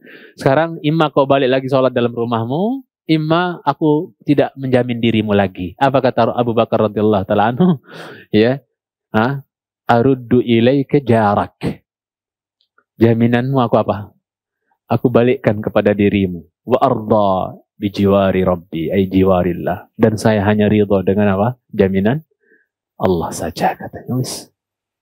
Dari situ mulai Abu Bakar yang tadinya aman, mulai makin diganggu lagi jemaah. Sampai pernah hidung beliau yang mancung itu, radhiyallahu ta'ala anhu, sampai udah nggak kelihatan hidung lagi, penyok gitu. Gara-gara membela Nabi Shallallahu Alaihi Wasallam ketika Nabi kita depan Ka'bah sholat, ada Uqbah bin Abi Mu'id kalau nggak salah itu melilitkan selendang di leher Nabi, ditarik sekencang-kencang sampai luka leher Nabi Shallallahu Alaihi Wasallam. Ya, sungkur Nabi kita SAW. Abu Bakar datang untuk membela. Abu Bakar jadi bahan apa? Keroyokan, jadi sasaran keroyokan. Wah, dihajar sudah nggak tampang manusia lagi tuh.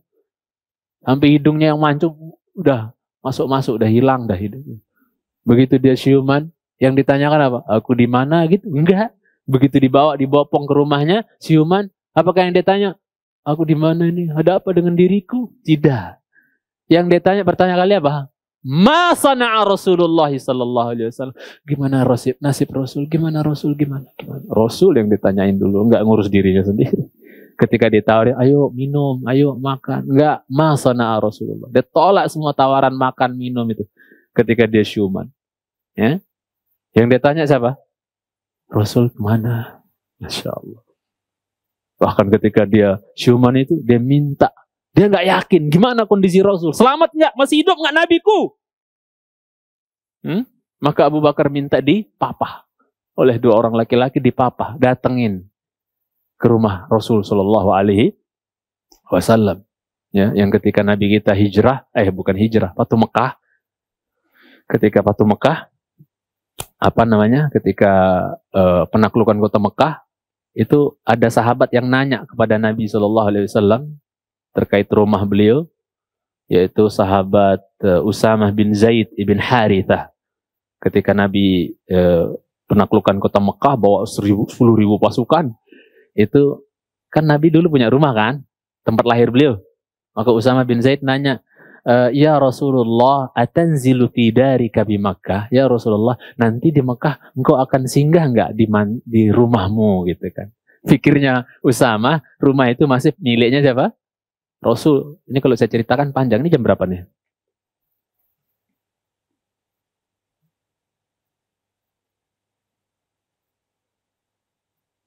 Ya. Sebenarnya udah habis ya. Ya, mungkin sedikit lagi lah. Jadi dia mencintai Allah Ta'ala. Apakah kau akan mampir singgah di rumahmu ya Rasul, tempat kelahiranmu?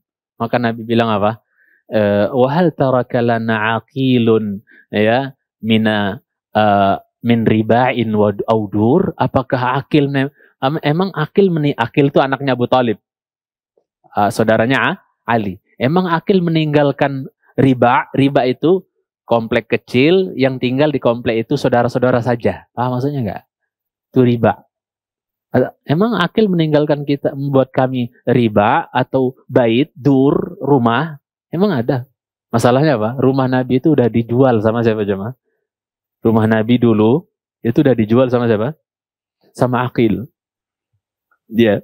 Yang dulu yang mewarisi kan ya setelah Abdul Muttalib, kakek Nabi ketika meninggal itu kan dia wariskan kepada anak-anaknya. Rumah-rumah itu kan di komplek itu. Maka yang dapat diantaranya warisan adalah bapaknya Nabi, yaitu Abdullah. Ya, Abdullah meninggal di Madinah, dikuburkan di Madinah. Maka apa? Itu rumah jadi miliknya siapa? Rasul Shallallahu Alaihi Wasallam bersama bundanya kan. Ya, tetap. Nah, begitu meninggal maksudnya ketika Nabi SAW masih bocah kan diurus sama siapa? Abu Talib. Berarti yang menguasai rumah waktu Rasul masih kecil tuh siapa? Abu Talib. Abu Talib meninggal berarti disuruh pengurusan rumah itu dijaga oleh siapa? Anak-anaknya Abu Talib. Ada dua, yaitu Talib sama siapa tadi? Aqil. Ya, Talib meninggal duluan. Tinggal siapa? Tinggal Aqil. Ali kan hijrah, paham? Ya, siapa lagi? Ja'far juga hijrah. Tinggal yang ngurus siapa tuh? Aqil. Abangnya yaitu Talib meninggal. Berarti tinggal Aqil saja yang apa? Yang ngurus rumah itu. Sedangkan Rasul juga pergi. Yang punya hak atas rumah itu Rasul pergi hijrah. Maka apa? Ya wis, daripada nggak ada yang ngurus, tak jual aja, dijual sama Aqil. Paham maksudnya? Maka Nabi nggak singgah di mantan rumah beliau dulu ketika Fatuh Mekah. Karena udah milik orang. Paham? Itu jamaah cintai Subhanahu wa ta'ala. Kemudian ikhwatal iman yang saya cintai karena Allah Tabaraka wa ta'ala. Ya. Kita kembali bahwasanya Abu Bakar tadi lebih memilih apa? Jaminan siapa? Jaminan Allah Subhanahu wa taala. Selanjutnya kata Syekh Muhammad bin Shalih Al-Utsaimin rahimahullah taala, hajar al-muslimun marrataini ila al-Habasyah. Ya, berhijrahlah kaum muslimin ya 2 kali ya ke Habasyah karena mereka mendapatkan di Habasyah itu ada raja yang tidak terzalimi siapapun yang datang ke situ. Yang minta keamanan, maka dia tidak dizalimi dari manapun, agamanya apapun, saking baiknya Ashamah, raja Ethiopia di waktu itu, raja Najasyi yang namanya siapa? Ashamah, yang ujungnya dia masuk Islam sendirinya dan diam-diam. Makanya ketika beliau wafat, Rasul sholat apa? Sholat gaib bersama para sahabat. Karena di sana nggak ada yang apa? Nggak ada yang sholat yang Islam sendiri. Bayangkan, subhanallah ya Ashamah. Hidayah jamaahnya. Nggak kenal seberang mana jauh negeri, hidayah, masya Allah, cintai Allah. Kemudian ikhwatal iman yang saya cintai Allah, hajaru ilal Madinah, thumma hajaru ilal Madinah. Setelah itu mereka hijrah ke Madinah. Kullu dzalika firaran bidinihim. Semua itu mereka lakukan demi lari menyelamatkan agama mereka. Min haula'il mujrimin, dari para penjahat-penjahat tersebut di Mekah gitu kan, orang-orang kufar Quraisy itu. Alladzina adauhum, yang telah menyakiti mereka, menyiksa mereka, menindas mereka bikulli kaid, dengan segala macam bentuk tipu daya, wa akidu wa innahum yakiduna kaida, itu yang mencintai sunnah ta'ala. Wa a'dhamu ma fa'aluhu bin Nabi alaihi salatu wassalam, dan yang paling berat, paling dahsyat mereka lakukan terhadap Nabi sallallahu alaihi wasallam hinal hijrah ya, haitsu ijtama'a ru'asa'uhum wa asyrafuhum yatasyawaruna madza yaf'alu Nabi Muhammad sallallahu alaihi wasallam. Yaitu apa? Yang paling sadis nih yang dialami Nabi kita sallallahu alaihi wasallam ini. Mereka apa? Berkumpul, bersatu padu, bersepakat, ya, berkonsensus sudah mereka tuh untuk apa jemaah? Ya, membuat tipu daya buat Nabi kita sallallahu alaihi wasallam. Apa yang akan diperbuat terhadap Nabi kita sallallahu alaihi wasallam? Mereka ngumpul tuh. Kayak muktamar aja tuh. Kita apain nih Muhammad nih? Yang mencintai karena Allah Subhanahu wa ta'ala. Ya. Akhirnya apa yang mencintai karena Allah Ta'ala? Fakullama dzakaru ra'yan naqaduh. Tatkala ada yang punya pendapat, oh kita iniin aja. Misalnya, mereka mengatakan, udah kita sekap aja Muhammad. Sekap, dipasung, di penjara. Paham maksudnya? Udah. Kata, ini ada ceritanya jemaah cintai karena Allah Ta'ala. Antum bisa cek nanti di surat Al-Anfal ayat 30 itu. Disinyalir di situ secara umum apa pendapat-pendapat yang ada dari orang-orang Quraisy yang akan mereka perbuat terhadap Nabi kita sallallahu alaihi wasallam. Jadi saya ceritain dulu bahwa iblis jemaah punya andil besar dalam rencana pembunuhan Nabi sallallahu alaihi wasallam. Tatkala orang-orang kufar Quraisy itu punya punya pendapat begini, kita beginiin aja, kita beginiin saja. Lihat di Al-Anfal ayat 30 itu. Allah berfirman, wa idh yamkuru bikal ladzina kafaru liyuthbituk. Ingat tatkala orang-orang kafir itu ingin membuat makar tipu daya terhadap engkau Muhammad. Pertama, liyuthbituk, nangkap engkau, nyekap engkau, masuk engkau. Ya, biar enggak keluar gitu kan. Maka iblis yang menjelma seperti laki-laki tua datang dari Najd katanya. Mencintai Subhanahu wa ta'ala. Ketika dia datang, nggak dikenal kan sama orang dengkot-dengkot Quraisy. Kamu siapa? Ya, kok mau ikut muktamar, kumpul? Kamu siapa? Saya sesepuh dari Najd katanya. Mau ikut menyumbangkan pendapat. Oh, monggo, boleh, saran. Oh, boleh. Monggo ikut. Ternyata iblis laknatullah alaih. Nanti ingat kisah Ibrahim juga. Bagaimana membunuh Ibrahim mereka? Bingung kan bunuh Ibrahim piye? Ya, iblis yang datang apa? Ketika mereka bikin api yang sangat besar, mereka nggak bisa lempar Ibrahim karena dekat api dikit udah panas gitu, nggak bisa ngelempar, paham? Maka iblis yang punya andil, ya kasih mereka pendapat, udah kau bikin tapel besar, selepetan besar, apa? Tahu ketapel? Yang gede, jadi lempar nanti terbang. Nah, siapa yang punya andil itu cuma? Iblis, laknatullah. Ini juga membunuh cucunya Nabi Ibrahim, itu kan kakeknya Nabi Ibrahim kan, ini cucunya Nabi Ibrahim juga, iblis juga datang pula tuh. Dua kekasih Allah, Ibrahim dan Nabi Muhammad SAW. Iblis datang nih. Akhirnya apa jemaah cintai? Udah sekap aja, kata iblis, ini mah pendapatnya Taut. Nanti kalau orang Bani Hashim tahu, ya orang mereka disekap, Muhammad apalagi gitu kan, cucunya Abdul Muttalib, ya. Ponakannya Abu Thalib ketahuan kalau disekap, ya pasti mereka perang sama kita. Paham maksudnya? Kalau disekap, ini pendapat anak SD, kata siapa? Kata saya iblis. Bahasa kita lah ya. Ini bukan ra'i yang bagus, bukan saran yang bagus. Au yaqtuluk, ya, atau membunuh engkau. Ya, cintai Subhanahu wa ta'ala. Ya. Atau membunuh engkau. Nanti kalau dibunuh begitu saja, nggak dengan trik politik yang bagus, main bunuh begitu aja, ya tetap aja Banu Hashim marah. Dan orang-orang yang bela Banu Hashim juga akan marah, bersatu padu menyerang kita. Ini nggak tepat juga. Kemudian apa jemaah? Au yukhrijuk, atau mengusir. Kata iblis apa? Lah, emang kalian nggak tahu lisannya Muhammad? Pandai mempengaruhi orang. Lah kok usir ke negeri mana? Lah nanti dia dakwahin orang di sono. Pada masuk Islam, bela dia. Berapa ribuan misalnya jutaan manusia beriman kepada dia, lah balik dia bawa pasukan ke sini ngelumatin kita. Nggak mikir apa kalian? Paham nggak maksudnya? Nggak bagus ngusir Muhammad. Ada dua riwayat. Ada yang bilang iblis sendiri yang punya pendapat bahwa saya berpendapat, ya, bahwasanya apa? Kita ambil dari kabilah-kabilah Quraisy ini satu orang pemuda yang kenceng-kenceng, modalin pakai pedang tajam. Paham maksudnya? Ya.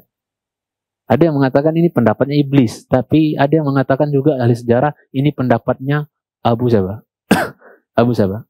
Abu Jahal. Pendapatnya Abu Jahal. Abu Jahal bilang, saya punya saran yang tak seorang pun di antara kalian yang akan bantah saran saya ini. Apa saran itu Abu Jahal? Amr bin Hisham gitu namanya. Abu Jahal kunyahnya.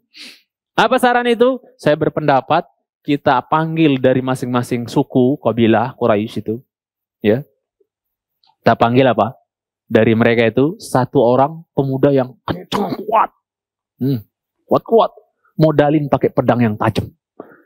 Kemudian apa? Mereka datengin rumahnya Muhammad, semua apa? Punya andil apa? Nebas. Nanti kalau Banu Hashim nanya, siapa yang bunuh Muhammad? Maka orang siapa? Bani Makhzum akan mengatakan, oh kami yang bunuh. Banu Adi juga akan mengatakan, oh kami yang bunuh. Oh, orang Bani Taim akan bilang, oh kami yang bunuh. Orang Bani Zuhra akan mengatakan, kami yang bunuh. Bani Abdiddar akan bilang, kami yang bunuh. Ya, Bani Umayyah akan mengatakan, kami yang bunuh. Well, kalau kayak gini kan, mau ngelawan semua suku itu? Nggak kuat. Satu suku mau ngelawan banyak suku. Semuanya andil dalam pembunuhan Muhammad. Keoklah mereka. Paham maksudnya nggak? Kalau sendiri-sendiri satu orang suku saja yang mau bunuh, oh nanti perang sama Bani Hashim. Paham maksudnya? Kalau banyak-banyak, Bani Hashim mikir-mikir. Paham nggak? Ketika Abu Jahal berpendapat seperti itu, nah ini nih kata iblis, pendapat profesor doktoris ini nih. Udah keren ini nih, mantap ini katanya. Inilah pendapat yang zen, keren, bagus katanya. Lakukanlah. Ya, mencintai karena Allah Subhanahu wa taala. Ya, jadi Pak Iblis merestui juga cara itu gitu kan. Yang mencintai Subhanahu wa taala, setuju dia doh, keren tuh pendapat gitu kan. Akhirnya apa yang mencintai Subhanahu wa taala? Ya. Mereka berencana jahat untuk membunuh Nabi kita sallallahu alaihi wasallam, ya. Ya, karena kalau sudah terpecah atau tersebar darah Nabi kita di pedang masing-masing suku ibaratnya kan sudah aman. Gak berani Bani Hashim melawan suku yang banyak gitu kan, yang mencintai Subhanahu wa taala. Akhirnya sudah, mereka kumpulkan tuh pemuda, keluarlah mereka menuju siapa? Rumahnya Nabi kita sallallahu alaihi wasallam. Yang menakjubkan di sini adalah keberanian seorang bocah yang bernama Ali bin Abi Thalib. Tatkala Nabi memerintahkan Ali, sepupunya Nabi kan, Ali kau tidur di tempat panjangku. Dia tahu nggak itu posisinya berat? Dia tahu nggak berisiko? Tahu nggak? Walau tiba-tiba main bacok aja nggak peduli, nggak singkap dulu ini siapa, nggak tabayun dulu main bacok aja, meninggal nggak Ali? Dia tahu nggak itu? Nggak peduli dia. Kan bocah yang masuk Islam siapa? Ali bin Abi Thalib kan? Ya. Ketika ditawarin pertama kali masih ragu, namanya juga bocah jemaah. Masih ragu dia. Hari Selasa kalau nggak salah baru dia datang ke Nabi kita. Saya mau ngikutin engkau beriman. Awalnya ditawarin belum mau. Pas besoknya dia datang lagi. Saya mau ngikutin engkau Muhammad. Akhirnya apa? Kata Nabi, boleh kau ikuti ini agama yang saya dakwahkan, tapi kau diem-diem. Kalau kau sholat ibadah pun jangan kelihatan bapakmu Abu Thalib. Tapi yang namanya barang harum biasanya kecium ya jemaahnya. Ketahuan Ali bin Abi Thalib lagi ruku sujud sholat di dalam rumahnya. Kelirik ketahuan sama Abu Thalib. Ditanya, nah itu apaan tadi kok jungkir-jungkir? Ruku sujud ibaratnya. Apaan tadi? Aku lagi sholat. Yang ngajarin kamu siapa? Muhammad. Takutan mungkin Ali kan. Oh, bapak ketahuan nih. Ya, Muhammad yang ngajarin. Malah bukannya marah-marah. Apa katanya? Kalau yang Muhammad yang ngajarin kamu, ikuti dia. Fa innahu la yaquduka illa ila khairin. Sesungguhnya Muhammad gak mungkin nyeret engkau, wahai Ali, kecuali pada kebaikan. Abu Thalib tahu banget siapa Nabi Muhammad SAW. Ikuti aja. Dia ridho ya anaknya, walaupun dia apa? Tidak. Dia dari sini udah ketahuan gak Abu Thalib benerin apa yang diawahin Muhammad SAW. Udah, anaknya diizinin. Kalau dia anggap sesat, anaknya dibolehin gak? Gak bakal dibolehin. Ya, buktinya dibolehin. Muhammad gak akan nyeretmu kecuali kepada kebaikan. Nah, ikutin Muhammad. Subhanallah. Mencintai Subhanahu wa ta'ala. Akhirnya apa aja mencintai Subhanahu wa ta'ala? Mungkin lebih jauh lagi nanti akan kita bahas di pertemuan yang akan datang. Mereka menunggu tuh. Nunggu keluar Nabi kita sallallahu alaihi wasallam dari rumahnya. Untuk ketika keluar, seret. Maksudnya, hajar rame-rame oleh pemuda-pemuda itu. Duduk mereka menunggu di depan pintu rumah Nabi kita sallallahu alaihi wasallam. Kemudian apa yang mencintai Subhanahu wa ta'ala? Ketika mereka punya makar seperti itu, yakiduna kaida, maka apa? Jibril datang kepada Nabi kita sallallahu alaihi wasallam. Muhammad, beberin sama Jibril, asisten ibaratnya kan. Ya, Muhammad, nih berencana mereka begini tipu daya, kamu bunuh kau ini. Hebat juga tipu dayanya gitu kan. Ya sudah, Nabi kita tahu, udah Nabi kita memilih untuk apa? Keluar dari Mekah, hijrah. Ya. Dan ketika Jibril ngasih tahu, Nabi kita datengin siapa? Abu Bakar. Abu Bakar, aku udah diizinin hijrah nih. Mau nggak kau temenin aku? Wih. Ya. Abu Bakar sambil nangis, saking bahagianya, bilang, as-suhbah ya Rasulullah. As-suhbah ya Rasulullah. Siap ya Rasulullah. Ikut, saya temenin engkau. Padahal dia tahu nggak risikonya nemenin Nabi hijrah. Ini mau dibunuh loh jemaah. Biasanya temennya juga jadi korban juga kan, tapi nggak peduli. Oh seneng banget. Sampai Aisyah yang polos waktu itu mengatakan, ma'adunnu anna ahadan yabki minal farah. Belum pernah tahu saya sebelumnya ya. Saya belum pernah menyangka ya. Ternyata bisa ya orang nangis karena bahagia itu. Paham gak maksudnya? Saking polosnya. Saya nggak tahu kalau orang itu bisa nangis karena bahagia. Sampai saya melihat ayahanda saya Abu Bakar menangis. Saking bahagianya bisa nemenin Rasul hijrah. Padahal konsekuensinya, risikonya berat, nyawa. Mencintai. Tapi Abu Bakar as-suhbah ya Rasulullah. Tak temenin ya Rasulullah, tak temenin. Yang cintai sunat ta'ala. Ya. Maka apa jemaah cintai karena Allah tabaraka wa ta'ala, ya, ketika mereka duduk menunggu Nabi kita kiranya keluar dari rumahnya sallallahu alaihi wasallam, kemudian sergap dengan pedang, ya, 10 laki-laki kuat-kuat dari Quraisy itu, ya, menebas Nabi kita sallallahu alaihi wasallam sebagaimana harapan mereka, ya. Tapi Allah sudah terlanjur berfirman di Al-Maidah ayat 67, wallahu ya'simuka minan nas. Allah menjaga dirimu, menjaga dirimu Muhammad dari kejahatan manusia. Risalah belum selesai tersampaikan, nggak mungkin Allah wafatkan Muhammad sallallahu alaihi wasallam. Setelah selesai semuanya, Islam sudah sempurna, baru Allah ambil nyawa Nabi kita sallallahu alaihi wasallam setelah al-yauma akmaltu lakum dinakum wa atmamtu alaikum ni'mati wa raditu lakumul Islam madina. Setelah itu, setelah haji terakhir beliau SAW, tidak lama beliau diambil oleh Allah Subhanahu wa ta'ala. Nah, disebutkan oleh ahli tarikh sejarah bahwasanya apa jemaah? Ketika Nabi keluar, mereka dibikin apa oleh Allah? Ngantuk. Pada teler semua. Padahal laki-laki, pemuda-muda apa jemaah? Identiknya pemuda-pemuda itu kuat begadang nggak? Lihat di jalan-jalan di mana begadang, ya nggak? Malam Ahad apalagi tuh ya. Pada begadang, kuat melek anak muda ya. Anak muda loh, bapak-bapak tidur wajar ya. Udah baratnya gitu kan. Bukan saya ini, cuman begitu adanya kan. Tapi anak muda memang kuat begadang. Ini malah yang kuat-kuat pilihan loh jemaah. Tapi rerak juga tidur. Allah Azza wa Jalla yang punya kehendak. Makanya di ayatnya bilang, innahum yakiduna kaida wa akidu kaida. Allah, mau kayak gimana sehebat apapun, mau direkomendasi iblis juga tipu daya kalian. Wa akidu kaida. Kata Allah, saya juga punya apa? Tipu daya yang lebih hebat. Wa makaru wa makarallah wallahu khairul makirin. Tipu daya Allah lebih keren. Mencintai sunat ta'ala. Allah bikin mereka ngantuk. Kemudian ketika Nabi kita keluar, diambil tanah. Makanya bangun-bangun lah, kok ada debu tanah di. Masya Allah. Disebutkan oleh ahli sejarah seperti itu. Syekh juga menyebutkan di sini, ya, annahu ja'ala yadhrut turab ala ru'usihim idlalan lahum. Yang katanya pilihan-pilihan itu, malah Nabi SAW ngambil tanah, keprekin di kepalanya masing-masing. Yang hebat-hebat dihinakan sekalian. Yang mencintai karena Allah Subhanahu wa taala. Wa yaqra'u qaulallah, dan beliau membaca firman Allah Yasin ayat 9. Ingat insyaallah karena antum mantan semua. Wa ja'alna min baini aydihim saddan wa min khalfihim saddan fa'aghshaynahum fahum la yubsirun. Kami jadikan di hadapan mereka ada apa? Penghalang, ya. Kemudian di belakang mereka juga apa? Ada penghalang, sehingga nggak ngelihat Nabi kita sallallahu alaihi wasallam. Nabi kita lewat nyantai gitu ya, keluar dari pintu rumah nggak nyadar gitu, mencintai sunat ta'ala, ya.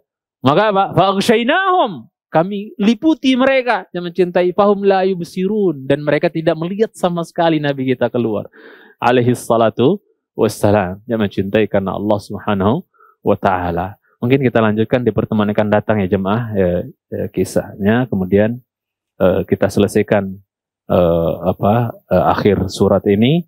Kemudian setelah itu kita masuk di surat Al-A'la insyaallah ya. Betul? Ya, surat Al-A'la. Mungkin sedikit lagi penjelasan nanti tentang surat ini, surat At-Tariq. Masih ada sisa sedikit dari keterangan Syekh Muhammad bin Shalih Al-Utsaimin rahimahullah, walaupun terkait dengan kisah ya, kisah keluarnya Nabi, hijrahnya Nabi sallallahu alaihi wasallam, sedikit saja. Kemudian kita langsung di pertemuan akan datang insyaallah masuk di surat Al-A'la. Saya mohon izin jemaah, mohon diri sampai di sini dulu. Karena nggak ada pertanyaan, sampai di sini dulu. Karena waktu juga. Wassallallahu ala Muhammad wa ala alihi wa sahbihi wa sallim. Subhanakallahumma wa bihamdik. Asyhadu an la ilaha illa anta astaghfiruka wa atubu ilaik. Assalamualaikum warahmatullahi wabarakatuh.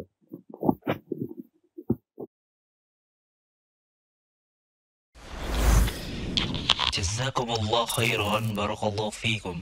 Video ini dibuat atas partisipasi dari donasi Anda. Semoga menjadi amal jariah bagi Anda semuanya.